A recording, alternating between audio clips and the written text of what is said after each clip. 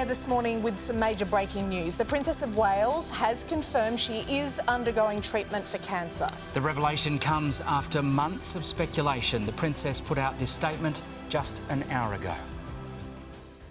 I wanted to take this opportunity to say thank you personally for all the wonderful messages of support and for your understanding whilst I've been recovering from surgery.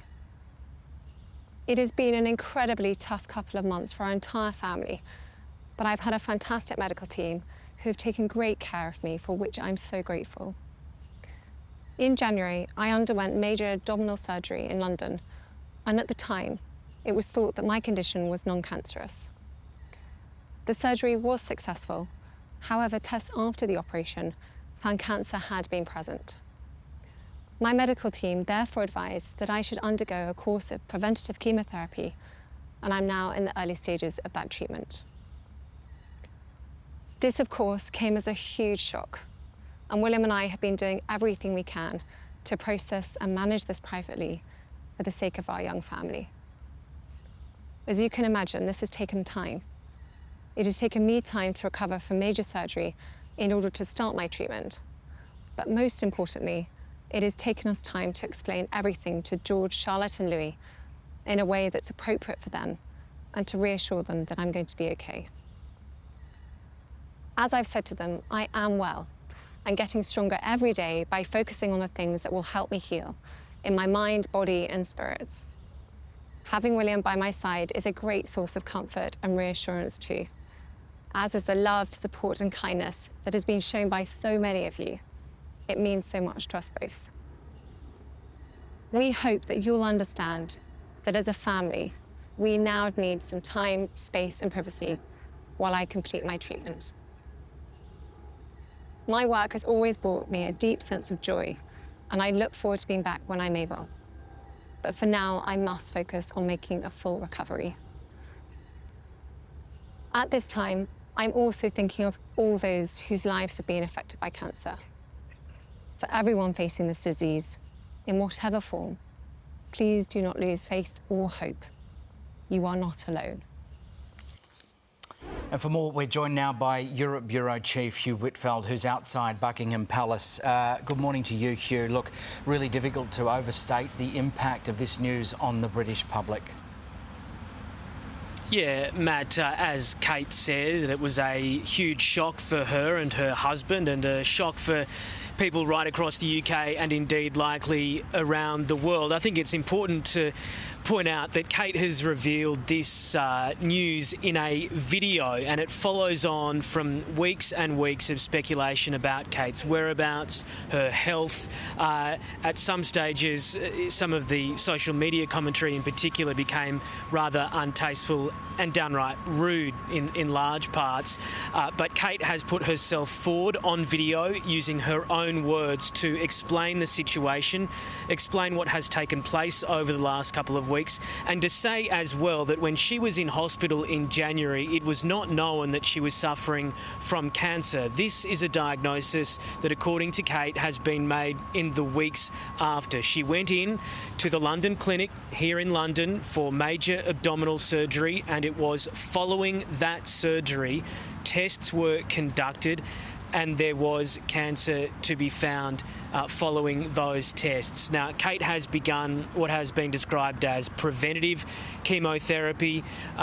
It is being reported here that it is highly likely that cells were taken during that abdominal surgery for tests. The cancer was found. The preventative chemotherapy is to ensure that any remaining cells are not cancerous, but of course at this stage they're not saying what type of cancer Kate does have. In terms of the timing of this announcement, well, today was the final day of the school term for the 3 Wales children at the school they attend in Windsor. They would have been informed before the end of the school term, but the public hasn't, and that is in part to protect those children from any sort of vicious social media or commentary that's going to take place over the next couple of days and weeks. They're going to be protected at home with their parents instead of having to go out and be in classrooms where potentially children are going to be discussing it around them. There has been huge amounts of speculation about Kate's condition. there is a plea from the palace to put that to one side now and allow Kate to recover and William and Kate to be parents for their children. In terms of reaction, well, we do have a message from a spokesperson for the King here at Buckingham Palace saying that His Majesty is so proud of Catherine for her courage in speaking as she did. Following their time in hospital together, His Majesty remained in the closest contact with his beloved daughter-in-law throughout the past weeks. Both their Majesties, so the King and Queen, will continue to offer their love and support to the whole family through this difficult time. And keep in mind, of course, that the King is himself undergoing treatment for cancer right now. We've known about that for a couple of weeks. He has been receiving at least weekly treatment here in London and returning to his country homes on the weekend. So it is now 2 senior members of the royal family who are undergoing treatment for cancer, and so much of the weight of the monarchy now resting on the shoulders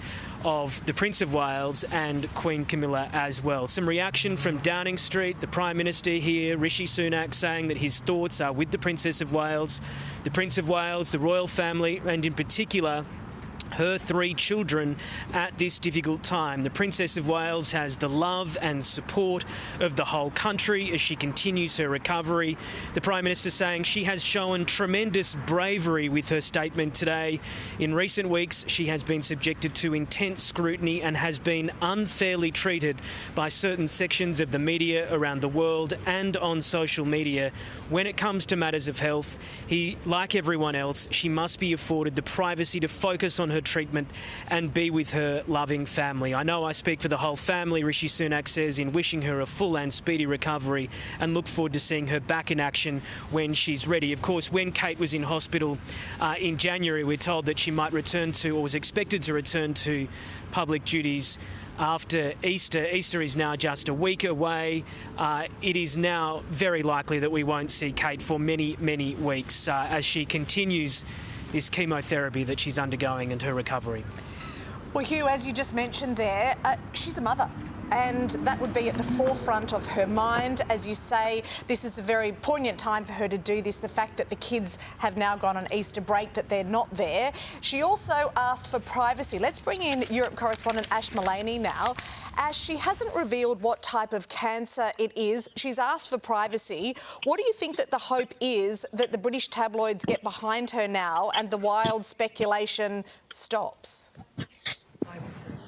Well, I mean, Matt, good morning. There has obviously been confusion. There's been some mystery and some missteps along the way when it's come to this situation with Kate's health. But I think the expectation would be now that Kate is given the privacy that she has asked for. We now know the situation that the Princess of Wales is in, and it's a very sad and unfortunate one that she is undergoing chemotherapy now. So this news has come as an enormous shock around the world, but particularly here in Windsor, where the couple live.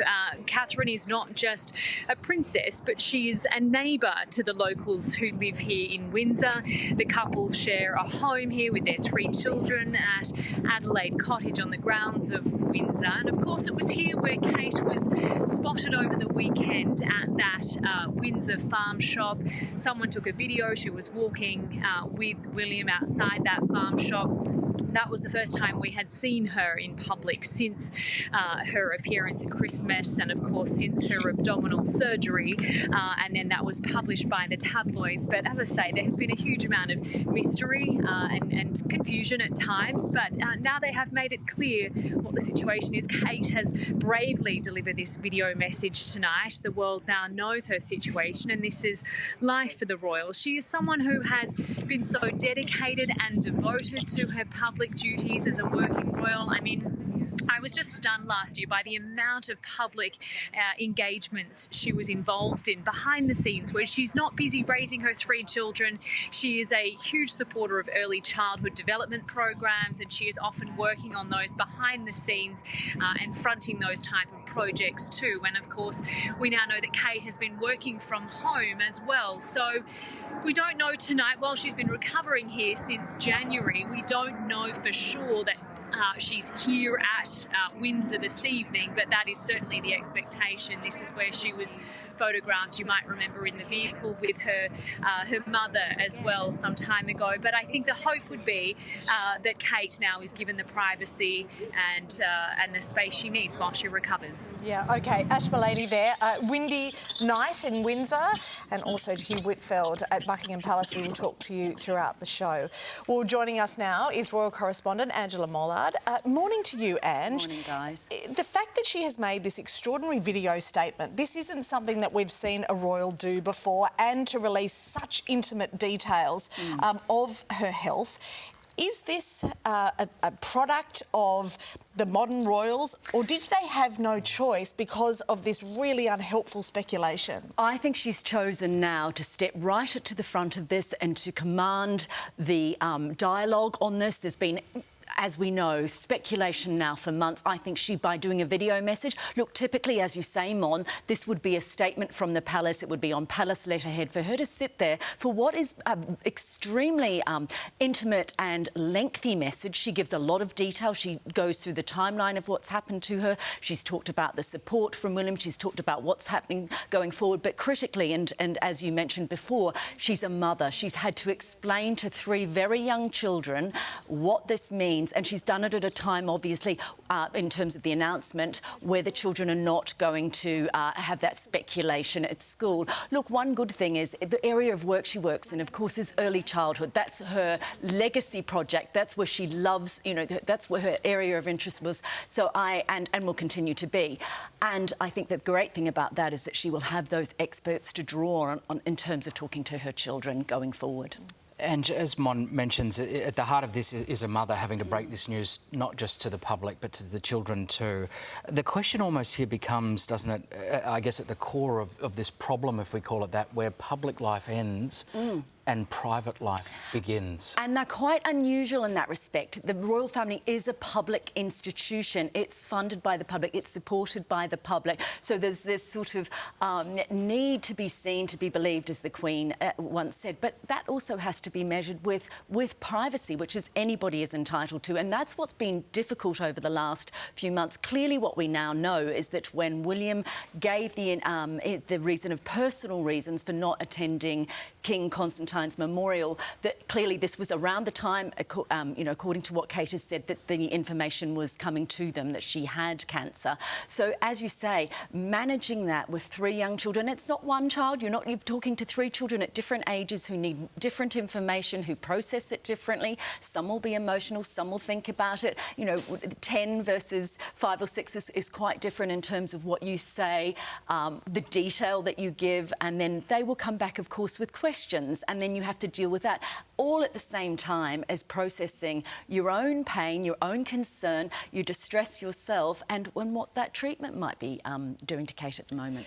Almost can go back to the desperation that they probably felt to get to this date when the kids were going to be on school holidays. They released that photo, that Mother's Day photo, which was then proven to be doctored, which she then came out and apologised for. She looks very different in that video statement than she did in that photo that they released. Yeah, look, you know, she does look, you know, she looks very pale and clearly somebody who is going through treatment at the moment. But I think, yeah, you're right, Mon, you know, looking back on it, and this is one thing we do have to take from it, don't we? That, you know, the sort of pile on with social media, and we now live in a new age. I've written my column on Sunday about the comparisons with Princess Diana and the state that we're now at with Kate in terms of that sort of intensity of interest. That is now magnified. It's magnified because of social media and the 24/7 cycle of gossip and people making, you know, suggestions of what could be the place. I also think, to a certain extent, the interest in the royal family has intensified because of the crown. It's been brought to a new generation.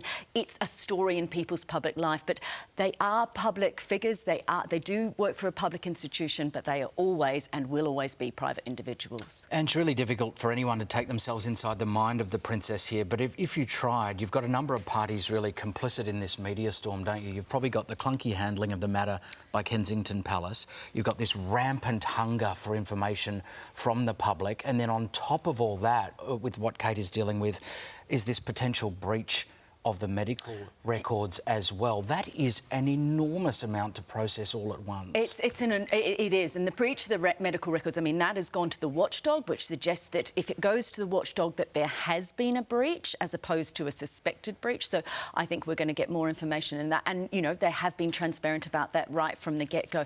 But an enormous amount of pressure. And it also speaks volumes about the palace in the last couple of weeks have been incredibly angry, very, very annoyed about the commentary. Clearly, members of the communications team have known this, and they haven't been able to talk about it because of the kids finishing school, as we just said. This statement is made as the children go on a 3-week Easter break.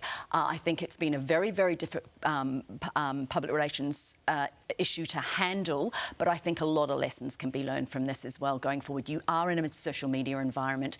It is going to have to change, and I think we're already saying that as per her giving, Kate this morning giving that statement. All right, and Mullard, you'll be with us throughout the morning. Thank you. Thanks. Well, back to Buckingham Palace now, to Sunrise Royal Editor Rob Jobson. Jobbo, morning to you. What more can you tell us about how this is playing out and being received, I guess, by the British public?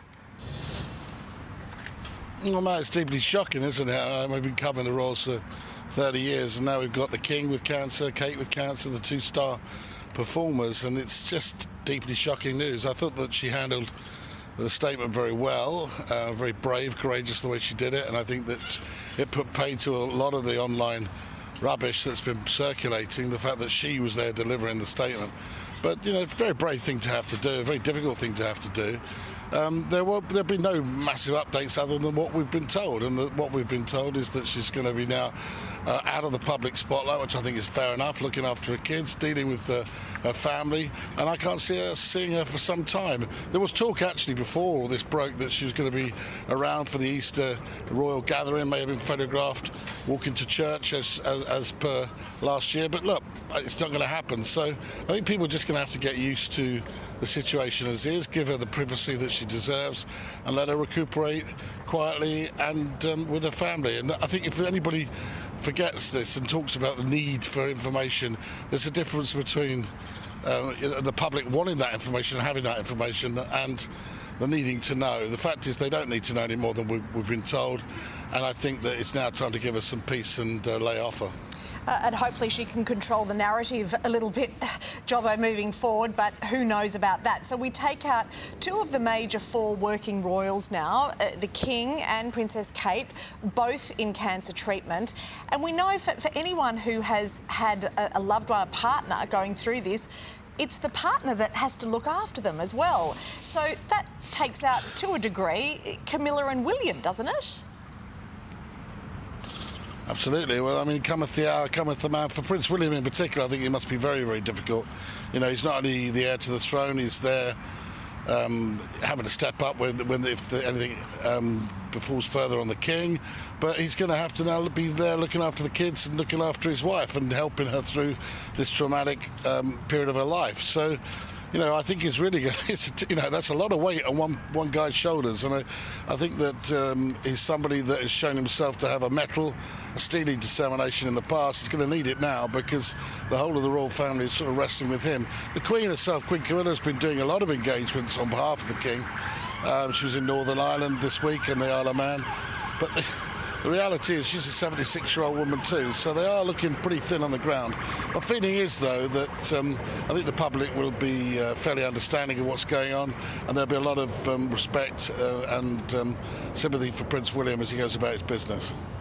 Jobbo, just a quick one as well. Amidst all of this that's playing out at the moment, we've got this investigation into the potential breach of the Princess's medical records at the London clinic.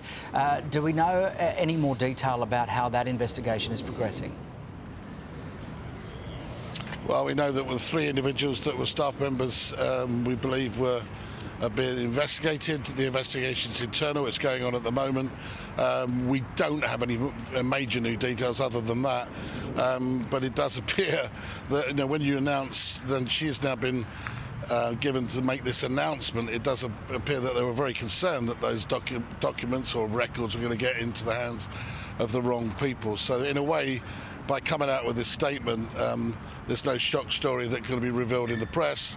I'm not necessarily sure they would have done that anyway, but the reality is she's come out and ended all of that side of things. But the investigation will go on. I mean, it's very, very important in a private clinic like the London Clinic, where so many, not only members of the royal family, but celebrities and other high-paying people, go to that hospital for absolute privacy. They'll expect that privacy, and of course, if there's things like this going on, it's pretty shocking too. Yeah, they should be able to expect that, for heaven's sake. All right, Jobbo, thank you so much, as always. Chat with you soon.